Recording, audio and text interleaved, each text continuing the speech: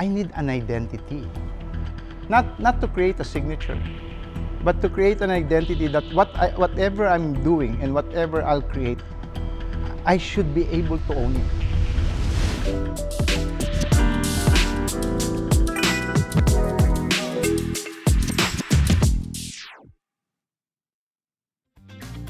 This show is brought to you by Cine Haraya Advertising Corporation, Davies, Landlight, and Rockwool Philippines. And thank you to the brand partners that make this show happen.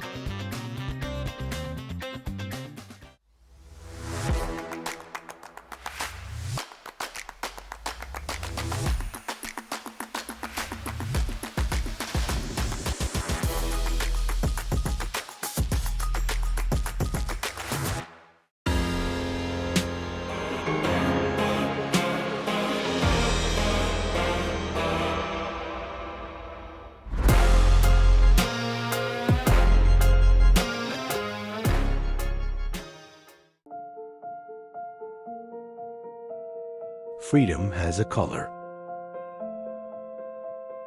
It lives in the seas that surround us,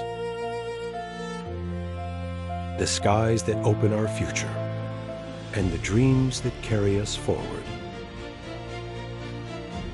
In 2026, Davies unveils a color that unites calm with energy, heritage with innovation, and the Filipino spirit with the world. Malaya Teal, the color of freedom.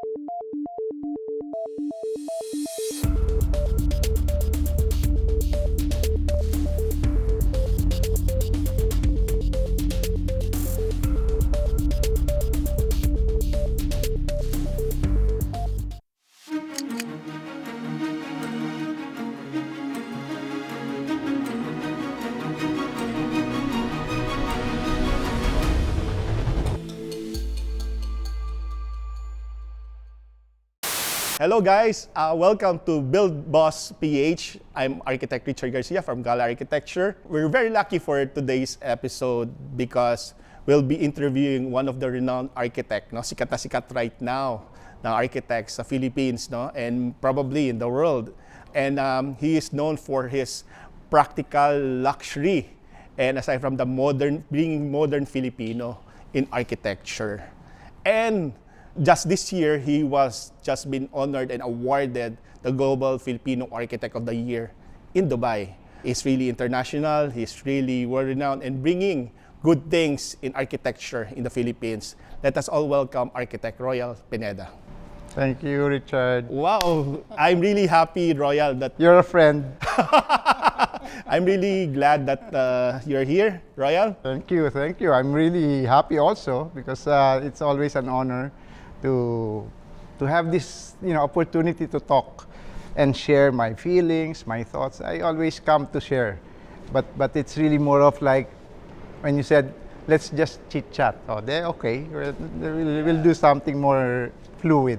Yeah, when I heard from the producers of Cine Haraya that ikaw ang first of one of our guests, no, I quickly said yes, definitely, because as you may have known, idol na idol ng karamihan, no, si Royal Pineda. And what makes you distinct, Royal, probably it's not only in the creative world, not only in the architectural world or the designer's world. Parang even the massa would know Royal Pineda. Who is Royal Pineda? Di ba? Maybe you'll be able to yung your company right now, di ba? Royal Pineda Plus, no? So maybe you could kwento ng konting journey mo about your practice as an architect. Well, if you would say that Royal Pineda Plus is a brand that is for everyone now, no? Not just for architecture, but really for a lifestyle of the Filipinos. Because I really want to bring from a premium living to a democratized design living. Like I always say this, that design is so powerful that it's something that we all deserve as Filipinos. There's no excuse. There should be no bad design, because even if it's government or the most premium in Forbes, they both deserve good design. So I think the journey was really more of my background as an architect is from being a product of the public school system. I think I've seen the real world. And I think that's very critical for us architects, because we can always create the most spectacular design, something that's iconic to the visuals and optics. But what really makes an iconic building for me is when it's experienced by the people. So this journey that you're explaining to us, take us back yung journey mo as a student in PUP, no, right? Yes. You're from PUP. Do you think yung Royal Pineda is here now? Di ba? When you were here, we're starting, who is Royal Pineda in PUP? Modesty aside, I enjoy design. That's my most favorite subject, you know. In fact, I do watercolor in my skisses. You know, I don't use Coricolor, I don't use colored pencil, I always have watercolor. So I buy the cartolina and my skis are freehand and I just express myself with watercolor. So of course I wait for it to dry before I submit it, but even in my board exam, I didn't bring any Coricolor. I just brought my watercolor. I bought the water, bottled water, and then I just mixed my colors there, you know. And everything is just really an expression. I would say I'm average. I'm not really a top-notch student, like any typical student. But I think what I felt was really the passion for design. So at very start, do you expect na mangyayari sa iyo to? I mean, what's happening right now? Not at all. Not even a glimpse, no. I just had a very simple thought in my head that was clear to me. First, PUP, right? During that time, we're somehow notoriously known as aktivista yan, baka magtayo ng union yan, and so on. No? So the first thing that was really in my head when I was in college, I'm taking up something that I love doing, which is architecture. So after that, after I graduate, what will happen? Do I compete with the rest of the architects? And what's my edge? Because, I mean, there are great universities, UST, Mapua, you know, there's a lot of private schools, and usually priority, let's accept it. Priority before was really always the private sectors or private schools. So I understood that. That was a part of the challenge. But I mean, why architecture in the first place? You really wanted it during high school? No, I didn't even know it was architecture. Okay. Like, my mom brought me to PUP, and I told my mom I want to design buildings, houses, and all. So my mom put me in the queue engineering. So we were queuing sa engineering, you know. So, but then when we reached the end of the line, sarado na. It was closed. And then my mom saw, oh, architecture, the same din yan. Come. Sabi niya, so why don't you come and queue ka doon? At the end of the whole thing, ang haba ng linya, PUP, ang dami. You know, there's a lot. Pagdating sa dulo, it was also closed. There's a hard line for marker, sarado na. Last student. But my mom was very persistent. So she asked the dean, that time it was the dean. I remember it was Dean Grecochea. And my mom asked for, you know, consideration. She promoted me, of course. Oh, my son is magaling yan, and so.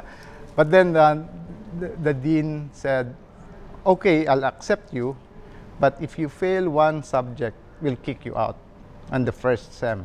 So I said, okay, sir. So, and the rest was history.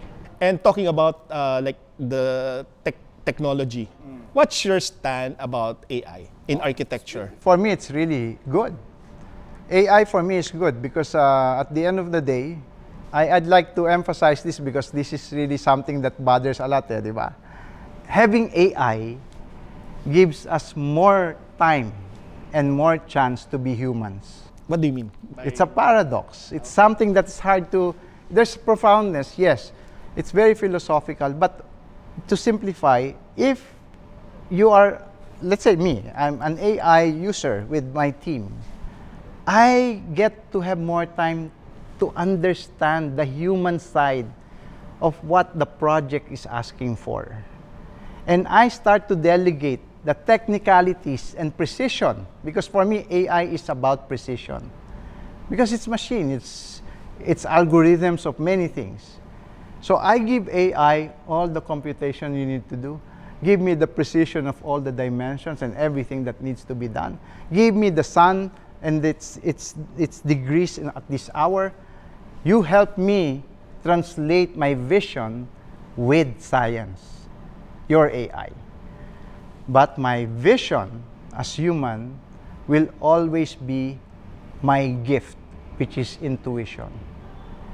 I start to amplify intuition. That way, freeing myself from the technicalities makes me more human and defines the real contrast of AI and man. So it's never gonna compete. It's always gonna say, I should know what to delegate to AI. And I should know the value of humanity. It's like an artwork. I mean, if I ask you to buy a piece of art done by an AI, you will never pay a single cent. But if I tell you it's done by Ben Cab or Amor Solo, you pay for it because it's human. I see it that way.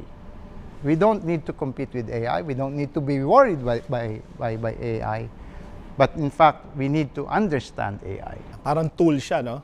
Royal, it would make our work. I mean, probably cutting the time, but still, sabi mo nga, there's a heart, there's a mind that coming from the architect, designer. Doon nagkakaroon ng value yung dinidesign natin.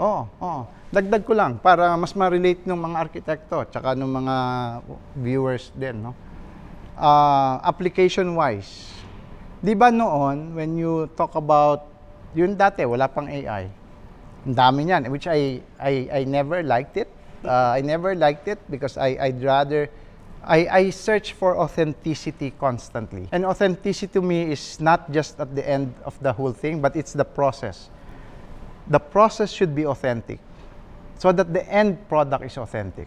Now, when I say that, di ba before, wala pang AI, pagka mayroong quick concept, anong tawag doon? Pegs. Di ba? Pegs. They get it from the internet, kuha sa magazine, ayan, may mga nakadikit. Kaya bili ng mga architectural digest, tsaka mga ano, they just cut them and put it there, di ba? I was not comfortable. So I take my time trying to express it to my team, my ideas. But then, I needed an easier way to communicate it. So I do it the other way. With my sketch, with my idea, I start to say, okay, magazines, pictures, look for something similar. Baliktad.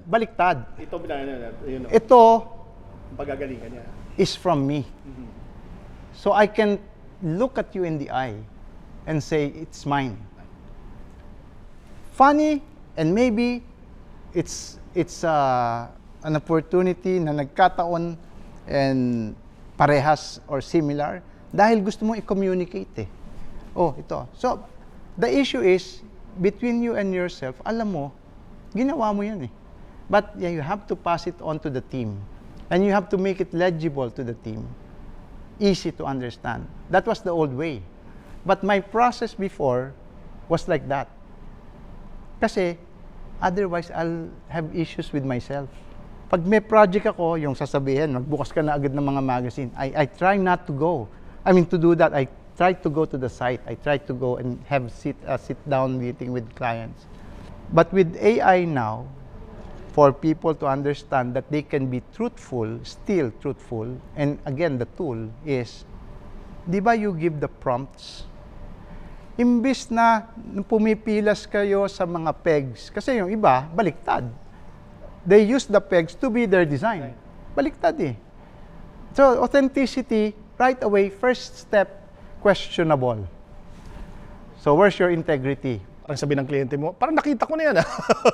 Pero ikaw, kahit sabihin nila na, parang nakita ko na yan. Pero ikaw, kaya mong sabihin. That's why it is about discovering your own truth. At the end of the day, I'd rather talk about my truth, and people may disagree with me, but at least it's my truth, than having to use someone else's truth, take the mistakes of the truth, and cannot defend it because it's never your truth.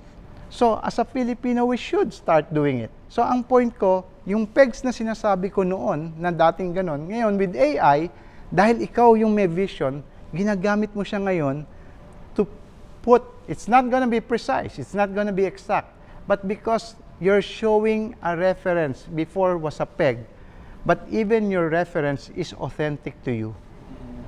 True. It's not anymore from a magazine or a book.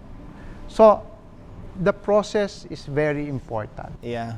So moving forward ng konti, so when you graduated PUP, where did first job? I mean, what did you do? I haven't graduated yet, but I decided to apply. I made my list first. I remember it was like there was 10 in my list, like Locsin, I had Manyosa, I had Nakpil, and so on. Sabi ko, I'll apply. But it was still like a month before my graduation. So I went to the office of Locsin. I mean, I didn't go there yet, but I was on the street. I borrowed the cell phone of my sister. I called the office of Locsin, and I said, can I apply? And the secretary said, sorry, we're freeze hiring, so there's no opportunity for you. But if you really like, she said, why don't you just walk in? So I said, okay, ma'am, can I just go up because I'm downstairs? So I was there. I think it's important that if you have a dream, you have a vision of your dream, you really have to go after it. Yan nga, that's normal yung mga architects or mga sa creative world, no? When we wanted something, hindi pwede mangyari kung you didn't step up eh. Yeah. Diba? So I mean, sometimes you have to really move forward, no? Although medyo calculated then. So you'll know how to take the risk, you have to understand that's part of life eh. That's a part of learning. And remember, whatever failures that you had or success, It's part of it. that's part of the experience, and you still to improve. Yes, Makes it fun. that's the luxury of being an architect. Yeah, I mean it's like painting. It's like doing an art. It's like designing. It's never like a single stroke hits the bullseye. Would you think right now, as I understand, you are advocating about modern Filipino architecture, no? Do you think that has an influence because you worked with Locsin before? Yes, definitely. All the things that happened in my life is a part of what I've been doing now, and from the past to the future. Because at the end of the day, Richard, the real big question to me was, is there a Philippine architecture? Because when I was asking myself when I was a student, what will I do if I get to finish my architectural course? Will I become another architect who's trying to compete with the rest of the architects? And it's really just about the commercial point and the commercial reason? Or there's something more profound? Because that was my itch. I was itching to understand I need an identity. Not to create a signature, but to create an identity that whatever I'm doing and whatever I'll create, I should be able to own it. Let's talk about personality, no? We could always see you, Royal, in a personal way na you don't wear socks, sorry you don't have socks, and you have blazer, you have long hair. I mean, is that you? Ganyan ka na talaga before? I evolved. One thing with my dad, I was trained to be always to be neat. to be ready, to be clean. And neatness that time, kasi old school. My dad usually, pagka meron kaming the next day going to school, nakalatag na planchado with piston yung pantalon. He would ask me to polish my shoes. Nandiyan na yung medyas, planchado ang panyo. The whole set is there, no? Tuck in your shirt, laging ganon. Decente, my dad, professor, teacher, and my mom. So, I learned that because ang sinasabi niya sa akin is it's important that people see your standard as yourself, and if that's who you are. Kasi that's the instant eh. Hindi naman right away yung kabutihang loob mo makikita eh. Di ba? I mean, they don't see what's inside your heart right away, you know. But I think what they see is the physical manifestation of who you are. And when they see that, sabi niya, you have to do that as if it's you. You have to own that. And that resonated to me, no? So, syempre, old school ako noon, very very rigid. When I say rigid, I have to follow that as an instruction from my dad. But to the point that you start to have your own identity, I kept what my dad told me as good stuff. Ito rin yung sinasabi kong we can always be rooted, but we can always think of what's better. For me, lousy ako kasi in terms of, when I say lousy, I don't like fixing my hair all the time, so I can just, change. And Yeah, talking about buildings nga, sabi ko nga, what if si Royal nagpagupit ng... Di ba? Ano itsura, no? I mean, would it change? Di ba? Would clients still wanted Royal? I mean, yeah, that's your signature already, That's your, I was saying this because each architect, sabi nga kasi every year, there's like 5,000 architects. New architects, every year. Currently, we have like going 65,000 architects, licensed architects. Ang question madalas ng mga architects, ang sikip na ng mundo ng architects eh. Is it that hard? I always say, it's not eh. Babalik tayo dito doon sa conversation na dati about collaboration. I could remember way back when I was the national president doing induction. There's new inductees, 80 inductees, just imagine in one chapter of UAP. And there's senior architect who approached me and say, NP, paano na kami mga senior? Just imagine those young, dynamic architects. Andyan. Paano na kami? I said to him, sir, if you look at them as a competitor, that will be a problem. But look at them as a collaborator. Because their mindset and your mindset would help each other.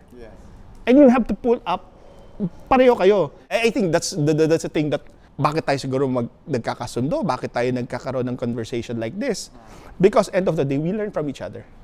And our objective is really the betterment, improving, a positive change, everything, di ba? And I'd like to anchor that to first my socks and my hair. Kasi tinanong mo. It goes down to, and it boils down to identity. As I've said, my foundation was like that. I had my dad teaching me all these things. But at the end of the day, I have to design myself. I have to design myself. And designing myself is like, I simply believe that I'm a modernist, that I'm a naturalist, I'm a Filipino. I said, it's a tropical country. I need to be aired without my socks. I mean, if it's a cold country, I go to London, I wear socks, a longer socks, because it's cold. I have to wear a jacket that's light without the lining, because whenever I go out, it's tropical, I can easily take it off. But whenever I'm in spaces like this, wow, ang lamig, para kang nasa North Pole, di ba? Ang lalamig ng kwarto. So, you have to wear your jacket. I wear my long hair because I don't like fixing my hair. I just let it grow, and I don't shave much. I just let it grow. In the end, I was just designing myself to what is practical, but still, for me, presentable. So in the end, it became me. And that's what I'm saying. If we keep going back to identity, it jumps to that part wherein You feel comfortable with me, I feel comfortable with you, because you know your identity. That I, as Royal Pineda, will never design Richard's architecture, and Richard will not design a Royal's architecture. But we can make our greatness work together and create a much better, I would say, country with beautiful architecture. So the mind should still somehow filter that, and once it embraces that, it opens up. Kasi kung hindi, protective ka lagi. Lagi kang parang may mga agaw. That's why I don't believe in competition. Right away, when you believe that one's identity is for him and your identity is for you, you start to respect him and you start to respect yourself. So there's nothing to worry. You only worry because you're trying to copy him. You're only worried if your architecture is inferior, if you keep copying the architecture of Mies van der Rohe or Frank Lloyd Wright. Because you will always be a copy. Yes, I agree with that one. Anything that you do, ang sa akin sabi ko nga, what we usually do, just be inspired. Be inspired on that element, inspired on that architecture, and do it on your own. I mean, how will you be able to do it, no? Para ayaw maging parang copycat ka. Yes. Kahit anong gawa mo, ang ganda, but eventually people, ay, kapareho ng ano, ay, kapareho ng ano. Parang it's like a mini thing na trying hard ka lang, parang gano'n ang dating. So, that's what's really nice. Ano, and you talking about identity. That's one of my major takeaway right now of this conversation. So before we keep on telling architects should have that brand, architecture company should have that brand. But having identity right now, as I've learned from you, is very important. Diba? Yung that identity that you built for you and for your company and for your people succeedingly is very important for you to succeed in this field. Diba? And I think that's one thing that I am very impressed on what we have talked about. Can I just amplify it to the macro of what really identity brings on the table? And I thank you also for appreciating it. Identity as a micro identity. To me, I have to create my identity. That identity right away gave me dignity. I start to have a sacred thing deep inside me. And what's that sacred thing? I know that I cannot just copy, because it becomes an issue to myself. Between me and myself, I know kinopya ko lang siya eh. So how can I have the conviction to say to the client, this is my design? I might say it without looking the eye, this is my design. But where's the conviction? So sinong niloloko mo? So identity right away is equal to dignity. And that amplifies to the bigger picture. And the bigger picture is, if you create an identity to the country, and that's why I keep asking for Philippine architecture, if the Philippines has an identity as a country, then dignity kicks in. Then all this corruption starts to mellow down and hopefully disappear. Because why? You start to have an identity, you start to know that you're Richard, and you start to know that you're Filipino. You have now something to treat as sacred. Why? Because it is you. Once you start stealing, who steals? It's you. Whose identity is that? It's Richard. There's something sacred. And once you have something sacred, you start to police yourself. Once there's dignity, yung mga dati nating ninuno, pangalan mo ang dala mo. Diba? So when I was the national president during that time, I remember the first time that I met the world. I think it's UIA or ArcAsia. It's an organization of international architects. When there was the parade of all the national presidents all over the world, of the architectural world, hawak ko yung bandera ng Pilipinas. I was walking down the aisle, doon sa hall. Grabe, the feeling, the goosebumps, teary-eyed ako. I am so proud. Dala ko yung bandera ng Pilipinas. Sabi ko, hindi lang UAP, hindi lang United Architects of Philippines, but dala ko lahat ng mga Filipino architects. Why did you feel that way? I had that sense of pride because when I was around the country, seeing Filipino architects, I realized na napakadami palang magagaling na arkitekto sa Pilipinas. Only few had the opportunity to have this platform for them to showcase their works. Kaya nga sabi ko nung time na yon, sana magkaroon ng opportunity. And that's the reason nagkaroon ng this show, no?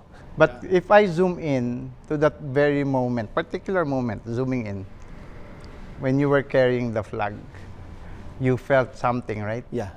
It was strong. It was something very particular. You almost felt crying, right? Teary-eyed. What made you feel that way was identity, because you were carrying a flag of your country. Different from you walking the aisle without the flag. True. Because you are now saying to the world that I am a Filipino. Visually, because you can talk about being Filipino without visually knowing, but it's different. But because you're tasked to carry the flag and to be Filipino, you start to have that pride and dignity. But take note, when you were carrying it, you also carry the responsibility not to tarnish, not to diminish, and not to stain the image and the identity of the country. That is what we need to do in this country. Because habang wala yung identity, you can just blend in and hide from those blur and say, okay lang, I can do a lousy work. Anyway, I just copied it from... Ang mistake niyan, yung pinagkopyahan ko. Di ba? Kinopya ko lang yan dun eh. Kinopya ko lang sila dito. I was inspired, but yes, I just copied it directly. Walang ownership. And I think that is very important for us. Maybe a lot of our viewers probably would ask, paano mo ba mag-design? How does Royal Pineda design? Architect Royal Pineda, how there's a project. How does it start? Easy, Richard. Very easy. And I'd love to share this. It's easy. I'm a naturalist. And people ask me, how do you make Philippine architecture? Di ba? And then how do you even bring it to the next level of making it modern Filipino architecture? Simple. I'm a naturalist. So if I talk about nature, what's the most ancient inspiration? It's not the colonial Spanish architecture. It's not even the architecture of Juan de la Cruz, who built the Bahay Kubo. It doesn't stop there. The real ancient architecture and the inspiration are the beautiful rivers, the mountains, the trees. It's nature. But at the same time, remember my second philosophy, I believe that man is not separate from nature. Man is nature to me. So if I say my inspiration is the nature of the Philippines, that includes the Filipino as a people, the place, the specific places. And when I start to listen, it needs humility. Kasi ang mga arkitekto minsan gusto agad signature nila. Di ba? Once we listen to the client, which we do, this is not new. But truly listen, like humbly listen, and listen to the site. Understand what it really is asking for. Treat those trees to be an extension of you, to love it like you love yourself. Then your architecture, all architects, Filipino architects, then your architecture will become, as long as it's here in the Philippines, for a Filipino, it becomes Filipino architecture. It will just manifest. Hindi mo kailangan sabihin, ay, kailangan mukhang bahay kubo ang silhouette, or kailangan may pattern siya ng ganito para magmukhang hinabi or whatever. At the end of the day, what I really want you to celebrate is that you start to create a contribution to the chain of history of Philippine architecture. Kasi nga, nakakahiya naman kung uulitin mo lang yung ginawa ni Juan de la Cruz na bahay kubo. So, with all our technology today and with our wisdom today, I think we're always welcome to create our Filipino architecture. And it will need freedom. Kung wala ka ng freedom, I don't think you can sketch with conviction eh. Iba yung hagod ng nag-aalangan sa hagod ng sigurado. So pag inspired ka, nasa drawing board ka, siguro 5 minutes tapos mo na kaagad yung ideas, no? Bilis. You're talking to a client, it's done. Yeah, and talking about that plus, this year, you were awarded the Global Filipino Architect of the Year. Can you tell us more about that one? Where did it happen? Parang hindi ko alam.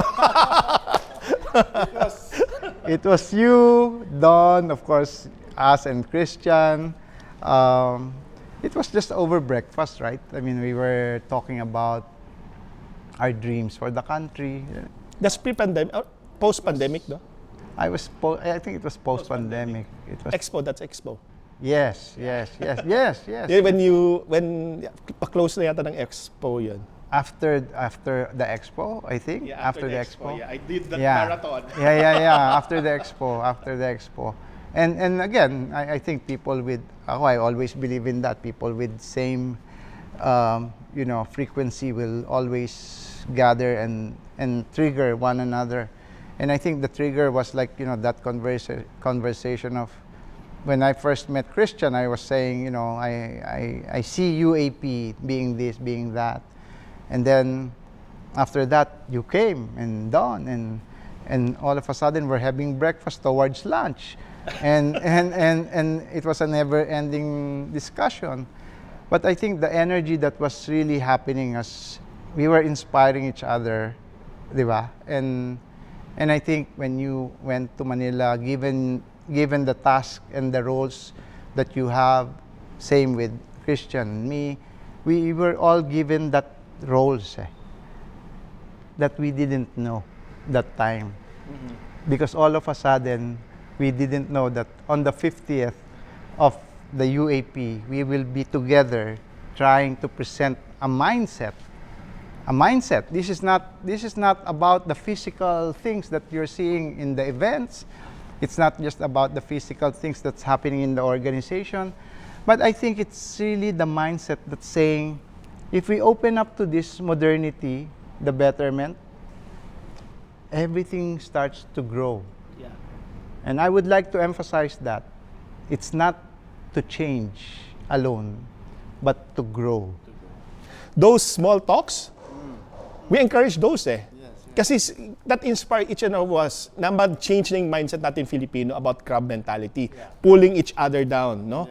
We think, Royal will be my competitor. I would not give him this idea. So, na-open up yon. Sabi mo kanina, we discussed, then we had that baon, and we help each other push up. That's our objective. Actually, this build boss PH. That's the objective. Nice.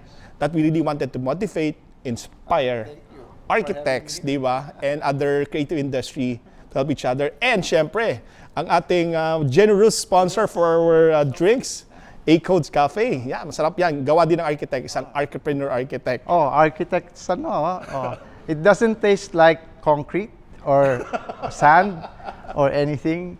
It was really good. I tried it a while ago. I had my coffee. It was very good.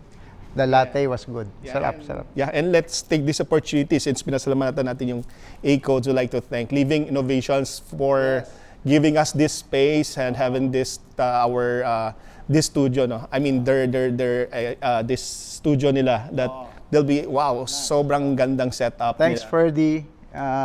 But congratulations, it's a beautiful space. Yeah, and syempre ang the one who's producing this episode, ang Cine Haraya. Of course, Cine Hiraya. I was even sharing a while ago. My challenge is, I'm asking you, what makes your Cine Hiraya? Haraya. Cine Haraya Filipino. Because by name alone, it's already Filipino. But what's the most profound thing that you can say that whenever it's your work, you know it's Filipino? that I live with you. Because that's what I always ask myself, I always ask my team, that whenever you draw a line, if you can, that's why even I was saying, even a trash bin, if your single line can be Filipino, that would be something. It's really an inspiring, no, na before you wouldn't know na people think Filipino architecture is just bahay na bato, bahay kubo, diba? There's more than that eh. This show is brought to you by Cine Haraya Advertising Corporation, Davies, Landlight, and Rockwool Philippines. And thank you to the brand partners that make this show happen.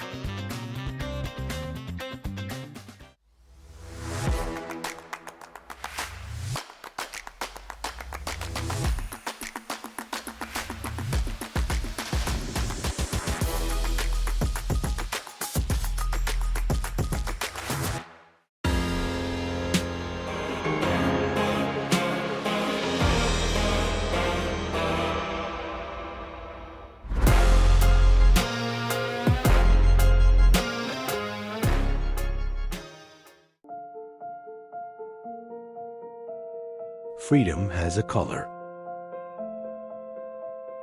It lives in the seas that surround us, the skies that open our future, and the dreams that carry us forward.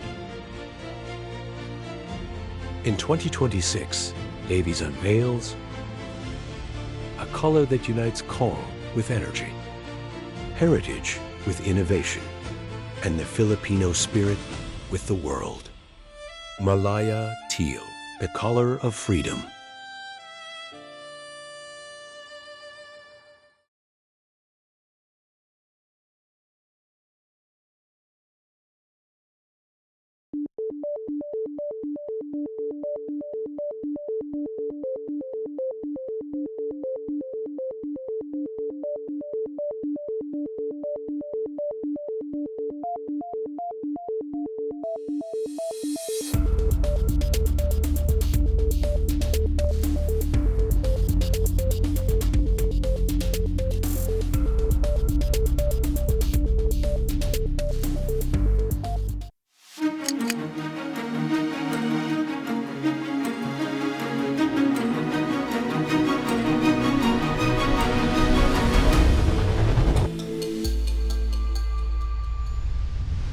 Before you wouldn't know na people think Filipino architecture is just bahay na bato, bahay kubo, diba?